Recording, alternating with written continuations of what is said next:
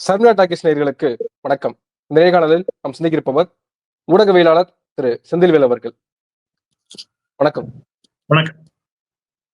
தமிழ்நாட்டினுடைய அரசியல் களம் நாளுக்கு நாள் பரபரப்பாகிக் கொண்டே போறத பார்க்க முடியுது.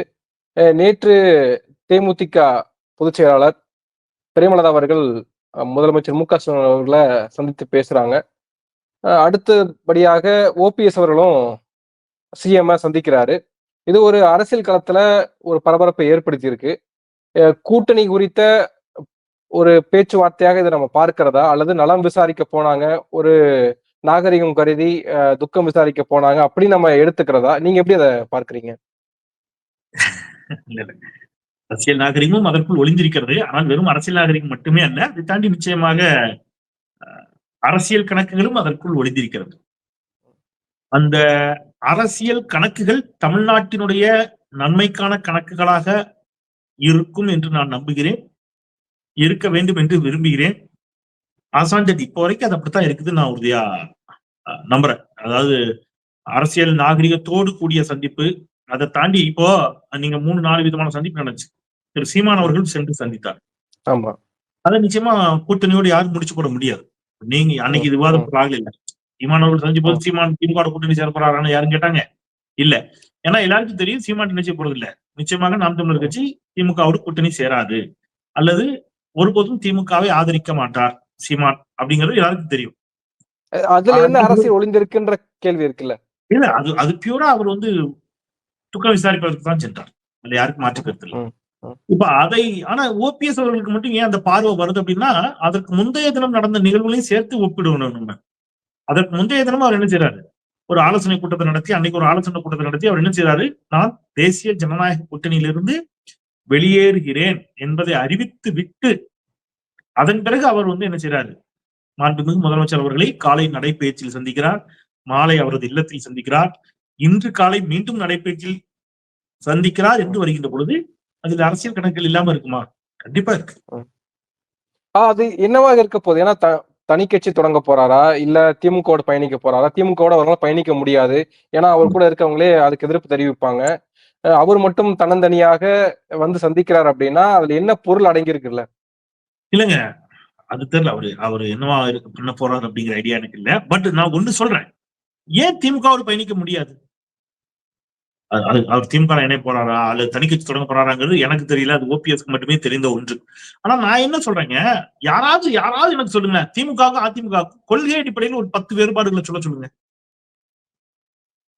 திமுக அதிமுக கொள்கை அடிப்படையில் என்ன வேறுபாடு? இப்ப சமீபத்துல ஜெயலலிதா அம்மா மறைந்த பிறகு திரு எடப்பாடி கே பழனிசாமி அவர்கள் தலைமையிலான அதிமுக சிஏஏவை ஆதரித்தது, இதெல்லாம் நம்ம விமர்சனமா பேசுறோம். ஆனா கொள்கையா பார்த்தா அதுல அந்த கொள்கையிலிருந்து நழுவி விட்டார்கள், திரண்டு விட்டார்கள் என்பதான் நம்மளுடைய குற்றச்சாட்டு. பட் கொள்கைன்னு பார்த்தா பெரியார் அண்ணாவளியில் வந்தவர்கள் தானே 2 பேரும். முத்தமிழர் டாக்டர் கலைஞரின் மீது ஏற்பட்ட கோபம், கருத்து முரண்பாடு காரணமாக மட்டும்தான் அதிமுக என்ற ஒரு கட்சி தோன்றியதே தவிர கருத்து முரண் கிடையாது. ஏதாவது கருத்து முரண் இருக்காங்க. அப்போ ஒரு திராவிட கட்சியாக தன்னை அடையாளம் காட்டிக் கொள்ளக்கூடிய அஇஅதிமுக அல்லது ஒரு திராவிட கட்சியினுடைய அங்கமாக தன்னை அடையாளம் காட்டிக் கொள்ளக்கூடிய மரியாதைக்குரிய முன்னாள் முதலமைச்சர் திரு ஓபிஎஸ் அவர்களுக்கு ஒரு திராவிட கட்சியாக, இன்னும் சொல்ல போனா தாய் கழகம், தாய் இயக்கம் அதிமுகவோடு பயணிப்பதுல ஒன்றும் பெரிய பிரச்சனை இருக்க போறது இல்ல.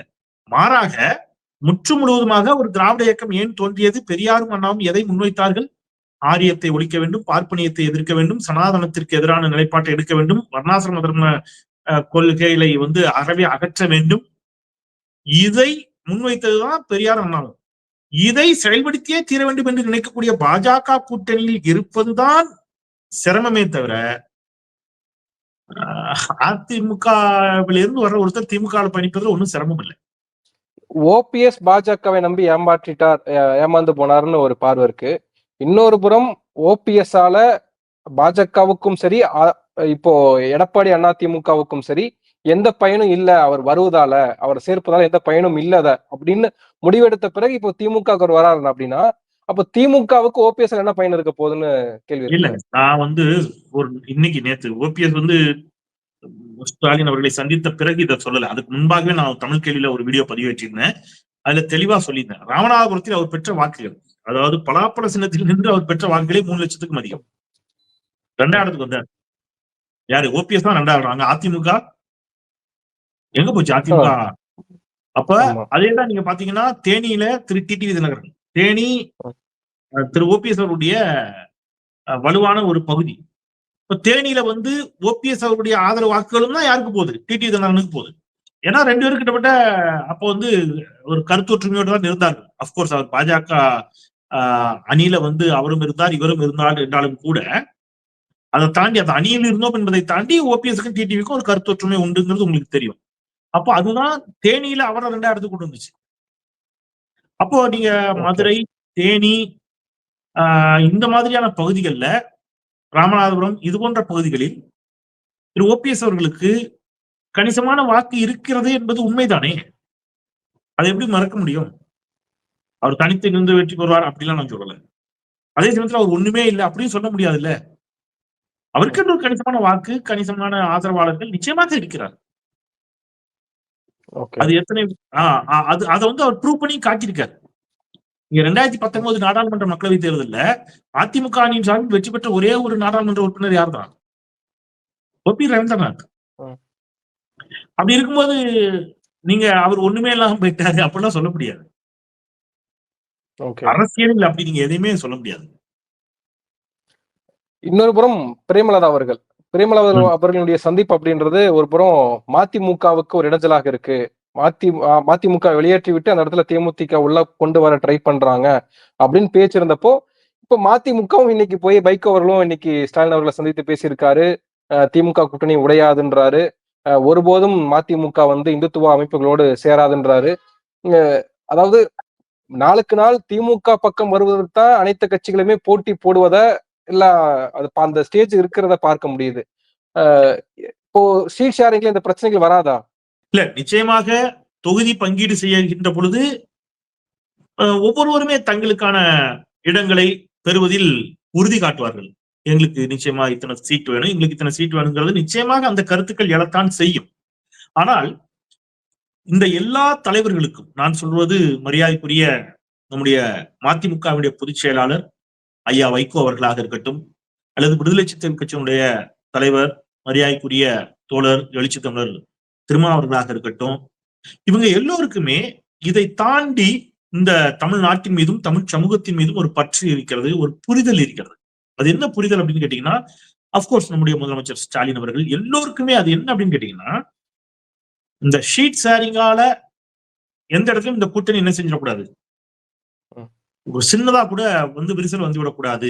ஏன்னா நமக்கு ஒதுக்கப்படுகின்ற ஒரு தொகுதியோ 2 தொகுதியோ கூடுதலாக, நான் சொல்றது ஒருத்தர் ஒரு 10 தொகுதி கேட்கறான்னு வைங்களா, அதுல ஒரு 8 தான் கொடுக்க முடியுது அல்லது 9 தான் கொடுக்க முடியுதுன்னு வச்சுக்கோங்க ஒரு உதாரணத்துக்கு. இந்த ஒரு தொகுதிக்காக 2 தொகுதிக்காக சண்டையிட்டு இந்த கூட்டணியை பலவீனப்படுத்தினால் அது ஒட்டுமொத்த தமிழ்நாட்டிற்கும் பேராபத்தை தரும், மிகப்பெரிய பேராபத்தில் தமிழ்நாட்டை தள்ளும் அப்படிங்கிற புரிதல் எல்லாருக்குமே இருக்குது. தமிழ்நாடு முதலமைச்சருக்கு இருக்கிறது, கூட்டணி கட்சி தலைவர்களுக்கும் இருக்கிறது. சோ அந்த புரிதல் இருக்கின்ற காரணத்தினால் எழக்கூடிய மாற்று கருத்துக்களை தங்களுக்கு தேவையான தொகுதிகளை கேட்டு பெறுவதில் ஏற்படக்கூடிய ஏதேனும் பின்னடைவுகள் ஏற்பட்டால், ஒரு சிறிய ஏமாற்றம் ஏற்பட்டால் அதை புரிந்து கொண்டு அதை தாண்டி இந்த தலைவர்கள் ஓரணியில் நிச்சயமாக நிற்பார்கள். அதுல எனக்கு உறுதியான நம்பிக்கை இருக்கு. ஏன்னா எல்லா தலைவர்களும் தமிழ்நாட்டையும் தமிழ் சமூகத்தையும் பேரன்பு கொண்டு நேசிக்கக்கூடியவர். நான் சொல்றது திமுக அணியில் இருக்கக்கூடிய இடதுசாரிகளாக இருக்கட்டும், விசிகாவா இருக்கட்டும், மதிமுகவா இருக்கட்டும், காங்கிரஸா இருக்கட்டும், பேராசிரியர் ஜவஹர்லால் இருக்கட்டும், மரியாதைக்குரிய தோழர் வேல்முருகன் அவர்களாக இருக்கட்டும், அந்த கூட்டத்தில் இருக்கிற எல்லாரும் எடுத்துக்க. நீங்க இன்னும் நான் யாரையா விட்டுருந்தா கூட அவங்க சேர்த்து சொல்றேன். இவங்க எல்லாருமே அந்த புரிதலோடு இருக்கக்கூடியவர்கள் தான். அதனால அந்த பிரச்சனையை நிச்சயமாக அவர்கள் பேசி தீர்ப்பார்கள். இப்போ மதிமுக பாஜகவோட பேசிட்டு இருக்கு, அவங்க கூட்டணியில பேசிட்டு இருக்காங்க, மத்திய இணையமைச்சர் பதவி கேட்டிருக்காங்க, போயிடுவாங்க அப்படின்னு பேசப்பட்ட நிலையில இப்போ மதிமுகவினுடைய நிலைப்பாடும் திமுக கூட தான் பயணிப்பது அப்படின்னு சொல்லிட்டாங்க. பிரேமலதா உள்ள வராங்க. ஏற்கனவே சீமான் அவர்கள் வந்து அது வந்து துக்கம் விசாரிப்பதற்காக இருந்தாலுமே கூட அந்த நகர்வு அப்படின்றது அது முக்கிய பேசுபொருளாக பார்க்கப்படுது. அவர் சீமானே வந்து ஸ்டாலினை சந்திக்கிறார் அப்படின்றப்ப அது ஒரு முக்கியத்துவம் பெறுது. இன்னொரு பக்கம் ஓபிஎஸ் சந்திக்கிறார். எல்லா தலைவர்களுமே ஸ்டாலினை நோக்கி படையெடுக்கிறாங்க அப்படின்றப்போ இது என்ன செய்தியை சொல்லுதுன்னு நினைக்கிறீங்க? இல்ல, இதை எல்லாருக்கும் நான் வந்து அரசியல் நோக்கத்தோடு தான் வந்தார்களா அப்படிங்கறது எனக்கு தெரியல. அரசியல் நோக்கம் இருந்தாலும் அதில் தவறு இல்லை. நான் திருப்பி சொல்றேன். அதாவது அரசியல் நோக்கம் அப்படிங்கிறது அரசியல் தானே, அரசியல் கட்சி தானே நடத்துகிறார்கள். அப்ப அரசியல் நோக்கம் கண்டிப்பா இருக்கலாம். அதுல ஒண்ணும் பெரிய அது பாவமும் பிழையோ அல்ல. எல்லாவற்றையுமே கூட்டணி கணக்காக பார்க்கணுமா அப்படின்னு எனக்கு தெரியல. ஆனால் மரியாதைக்குரிய திருமதி பிரேமலதா விஜயகாந்த் அவர்களை பொறுத்தளவுல நீங்க வந்து தொடர்ச்சியாக நீங்க பாத்தீங்க அப்படின்னா கேப்டன் விஜயகாந்த் அவர்கள் மறைந்த போது தமிழ்நாடு முதலமைச்சர் அவர்கள் உள்ளபடியே மிகவும் மனம் வருந்தினார், துடிச்சு போனார். அவருடைய இறுதிச் சடங்குகளை அரசு மரியாதையோடும் மிகச்சீரோடும் சிறப்போடும் அவருடைய இறுதி மரியாதையை, அவருக்கான அந்த இறுதி பயணத்தை ஏராளமான மக்கள் திரண்டு வந்து அஞ்சலி செலுத்தி அதன் பிறகு அவருக்கான ஒரு இறுதி யாத்திரையை தமிழ்நாடு அரசு நடத்தி கொடுத்தது. அவருக்கான ஒரு கண்ணியத்தை கொடுத்தது. அது நம்ம இங்க மறந்துடக்கூடாது. அந்த நேரத்தில் அவர் வந்து உள்ளபடி அவர்களுடைய ஒட்டுமொத்த குடும்பமும், கேப்டன் அவர்களுடைய ஒட்டுமொத்த குடும்பமும் தமிழ்நாடு அரசுக்கும் தமிழ்நாடு முதலமைச்சருக்கும் நன்றி சொன்னார்கள். அதே மாதிரி நீங்க பாத்தீங்கன்னா இந்த அரசு 2021 திமுக ஆட்சிக்கு வந்தவுடன் நம்முடைய மரியாதைக்குரிய துணை முதலமைச்சர் அவர்கள் மாற்றுக் கட்சியா இருந்தாலும் பரவாயில்லைன்னு கேப்டன் விஜயகாந்த் அவர்களையும் நேரில் சென்று சந்தித்து வாழ்த்துக்களை பெற்றார். இவர் தேடி போனார், நேர்ல போய் வாழ்த்துக்களை பெற்று வந்தார்.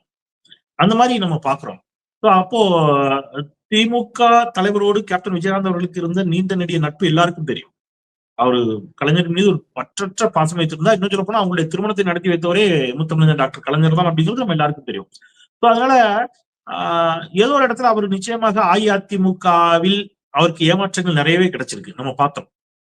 இப்ப எடப்பாடி பழனிசாமி பச்சையா ஒரு பொய் சொன்னார். ராஜ்யசபா சீட்டுக்கு நாங்க சொல்லவே இல்லை, வாக்குறுதியே கொடுக்கல, ராஜ்யசபா சீட்டு நாங்க எப்ப சொன்னோன்னு உறுதியா சொன்னார். அதன் பிறகு திருமதி பிரேமலதா விஜயகாந்த் அவர்கள் இல்லை, ஒப்பந்தம் எழுத்துப்பூர்வமாக கையெழுத்து போட்டிருக்கிறார் என்று சொன்ன பிறகு வேற வழி இல்லாம நாங்க சொன்னோம், ஆனா இந்த தேர்தலுக்கு சொல்லல, அடுத்த வாட்டி பார்க்கலாம்னு சொன்னார். எந்த தலைவர்களும் அரசியல் இப்படி துரோகம் செய்ததில்லை, பச்சையா போய் சொன்னதில்லை. எப்படி சசிகலா அம்மையாருக்கு துரோகம் செய்தாரோ, டிடி தினகரனுக்கு துரோகம் செய்தாரோ, ஓபிஎஸ்க்கு துரோகம் செய்தாரோ, அதே மாதிரி திருமதி பிரேமலதா விஜயகாந்த் அவர்களுக்கும் எடப்பாடி பழனிசாமி துரோகம் செய்தார். அதை நம்ம பார்த்தோம்.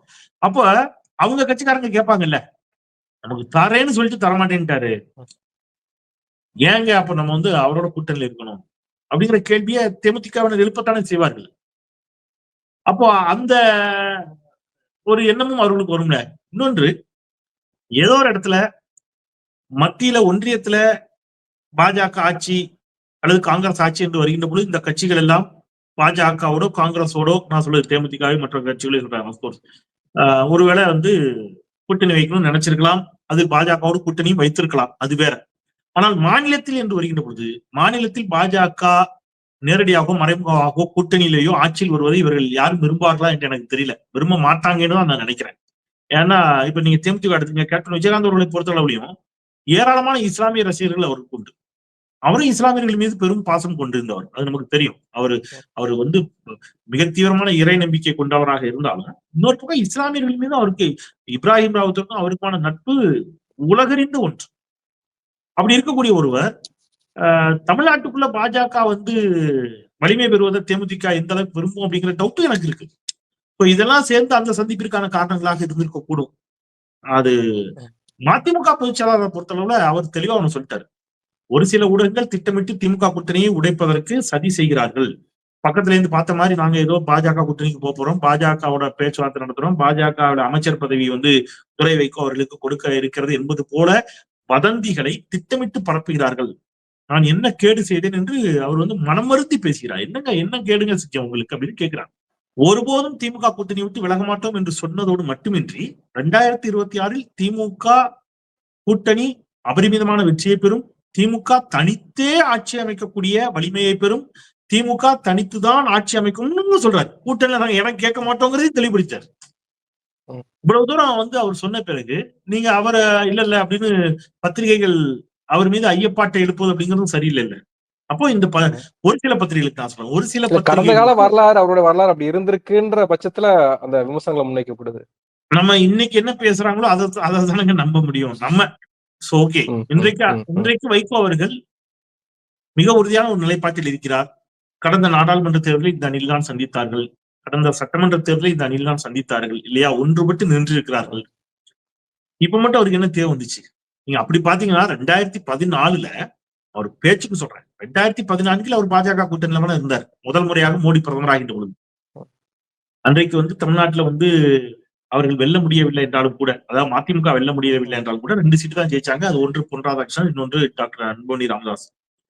ஆனாலும் அவர் வந்து கூட்டணியில தொடர்ந்து நீடித்து ராஜ்யசபா சீட்டு இப்போ ஜி.கே. வாசன் மாதிரி ஏதாவது வந்து நம்ம வந்து ராஜ்யசபா சீட்டு வாங்குறது அல்லது அமைச்சர் பதவி வாங்குறது இந்த மாதிரிலாம் யோசிச்சிருக்கலாம்.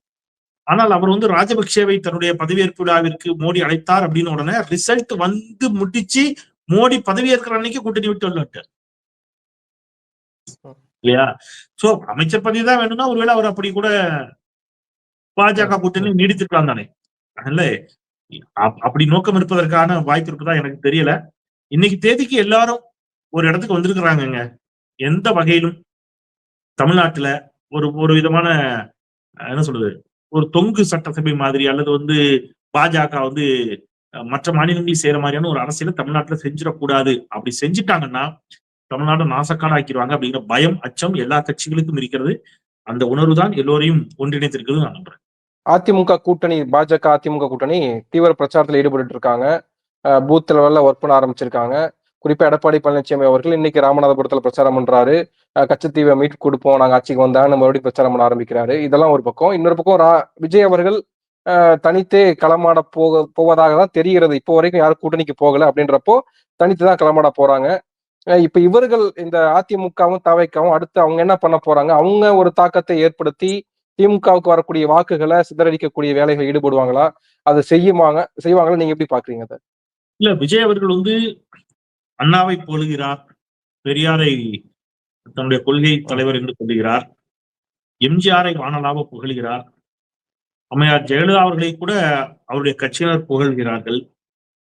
எடப்பாடி பழனிசாமி விமர்சிப்பதற்கு தயாராக இல்லை என்று வருகின்ற பொழுது அவர்கள் அஇஅதிமுக வாக்குகளை குறிவைக்கிறார்கள் அப்படிங்கிறது நமக்கு நல்லா தெரியுது. அப்போ அதிமுக ஓட்டு கணிசமாக விஜய்க்கு நகரக்கூடும். இப்ப போட்டி வந்து அதிமுகவுக்கும் தாவேகாவுக்கும் தான் கடும் போட்டி. அவங்க 2 பேரும் கிடையாது. அதிமுக வாக்குகளை யார் பங்கிட்டுக் கொள்வது அப்படிங்கிறதுல எம்ஜிஆரினுடைய லகதி, ஜெயலலிதா மேடத்தோட அந்த ஆளுமையால் வந்த வாக்குகளை எடப்பாடி பழனிசாமிக்கு ஓட்டு போட முடியாதுங்க. என்னங்க இவர் இப்படி பண்ணிட்டு இருக்காரு, ஒண்ணும் சரியில்லைங்க. அதே சமயத்துல எனக்கு திமுக ஓட்டு போடுறதுக்கு விரும்பாதவர்கள் இருப்பாங்கல்ல, திமுக ஓட்டு போட விரும்பல, அதனாலேயே நான் வந்து அதிமுக ஓட்டு போடுறேன்னு நினைக்கக்கூடிய ஒரு குழு இருக்கும் இல்லையா, அவங்களுக்கு கவலைப்படாதீங்க அப்படின்னு சொல்லி விஜய் ஒரு விஷயத்த கன்வே பண்ணார். திமுக எதிர்ப்பில் உறுதியாக இருக்கிறார் விஜய். அதே மாதிரி நான் வந்து யாருக்கு எதிரானவன் அல்ல அப்படின்னு அவர் ஒரு விஷயத்த கன்வே பண்றாரு. எம்ஜிஆருக்கோ ஜெயலலிதா அவர்களுக்கோ எதிரானவர் அல்ல விஜய். எனவே உங்கள் வாக்கை நீங்க என்ன செய்யுங்க, எனக்கு தாருங்கள், எங்க அணிக்கு தாருங்கள் என்பதாக அவருடைய பிரச்சார உத்தி இப்ப தொடக்கத்திலிருந்து அப்படிதான் தெரிகிறது. எனவே அதிமுக வாக்குகளை அவர் வந்து பங்கிட்டுக் கொள்வார். விஜயால் வாக்குகளை இழக்க போது 2 பேர். முக்கியமா ஃபர்ஸ்ட் திரு சீமான் அவர்கள், 2வது அதிமுக. சோ அவங்க ரெண்டு பேருக்கு தான் விஜயனுடைய வருகையால் ஆகும். நன்றி. நிறைய விஷயங்களை தெளிவுபடுத்திருக்கீங்க. உங்க நேரத்துக்கு மிக்க நன்றி.